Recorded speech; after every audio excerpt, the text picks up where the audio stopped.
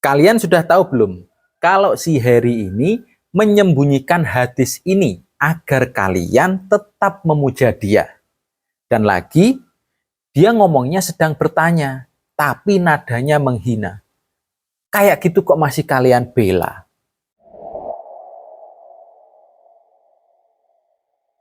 Assalamualaikum teman-teman. Banyak sekali pemujanya si peras ini yang belum sadar dan mati-matian loh membela dia. Padahal yang dibela ini adalah si pembuat gaduh.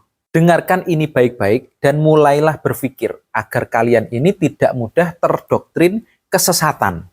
Cara kita untuk membela guru itu dengan ilmu. Ketika Harry pas bertanya di video yang kalian permasalahkan itu, miris di akhir zaman ini, perempuan-perempuan berjejer baris-baris, salam-salaman kepada gurunya sambil tempel-tempel amplop, dicium-cium tangannya. Apa itu dianggap baik-baik saja? Benar-benar saja di dalam agama?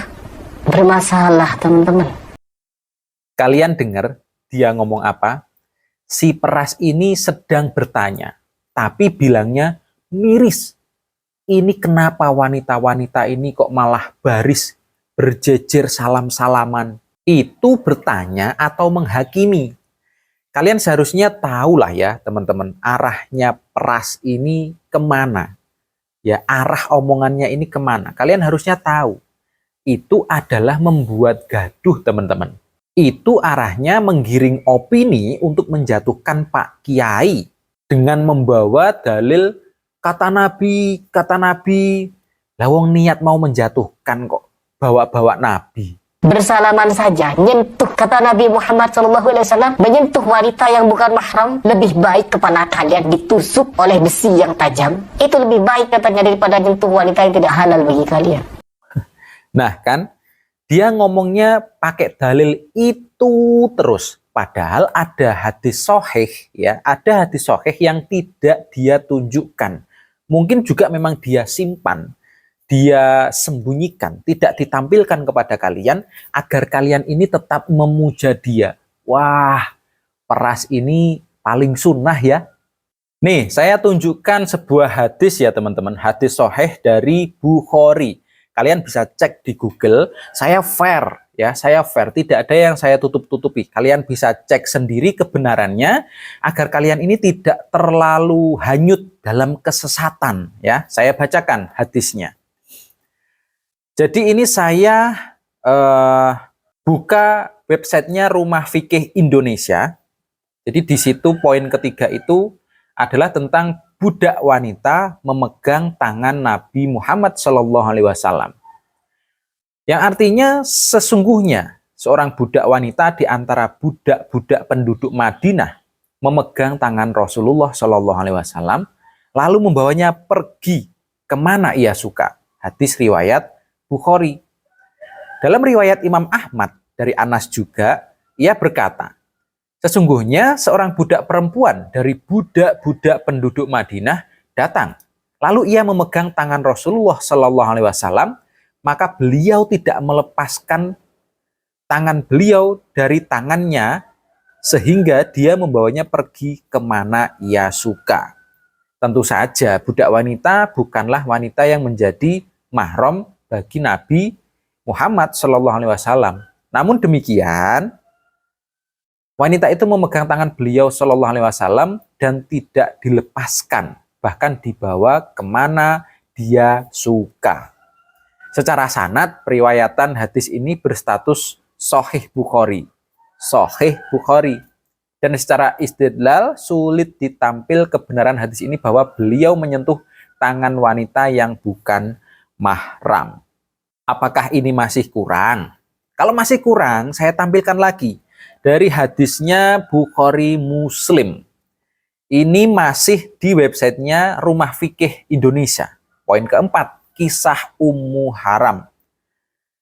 Selain kisah budak wanita yang tadi, dasar kebolehan bersentuhan kulit dengan wanita bukan mahram adalah bahwa Nabi Muhammad SAW tidur siang hari di rumah Bibi Anas yang bernama Ummu Haram binti Milhan, istri Ubadah bin Samit.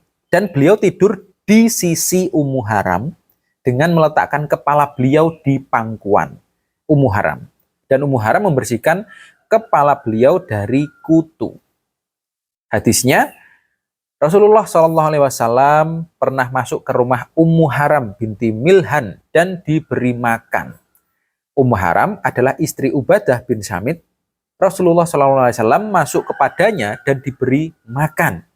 Kemudian meletakkan kepala beliau di pangkuan Ummu Haram, sambil Ummu Haram membersihkan kepala beliau dari kutu hingga tertidur. Lalu beliau bangun dan tertawa. Hadis riwayat Bukhari dan Muslim. Jelas sekali ya, hadis ini merupakan hadis sahih secara sanad. Adapun secara matan, jelas menunjukkan bahwa beliau bukan hanya tersentuhan kulit, tetapi bahkan tertidur di pangkuan Ummu Haram. Dan dengan hadis ini, maka bersentuhan dengan wanita bukan mahram tidak terlarang. Nah, apakah Bang Peras ini tidak menunjukkan, tidak menampilkan hadis ini kepada kalian? Apakah dia tidak tahu? Apakah Bang Peras ini tidak tahu ada hadis Bukhari dan Muslim? Apakah tidak tahu? Kalau tidak tahu, tolong teman-teman, kalian kasih tahu dia. Segera, sebelum terlambat.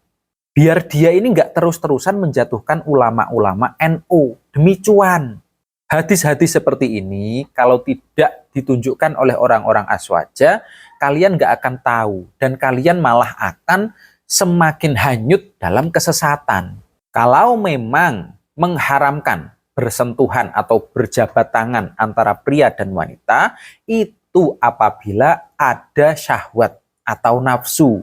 Kalau di sini yang dibahas Bang Pras itu adalah mengenai Pak Kiai yang berjabat tangan dengan para santri-santrinya atau mungkin alumni santri, itu tidak mengandung unsur syahwat ataupun fitnah. Karena beliau itu berjabat tangan di depan publik dan hubungannya adalah murid dan guru. Jadi teman-teman, kita ini diberikan otak oleh Gusti Allah. Itu gunakanlah otak ini untuk berpikir. Gunakanlah otak ini dengan baik, agar tidak mudah terhasut oleh oknum-oknum tukang membuat gaduh. Ya seperti si Peras itu.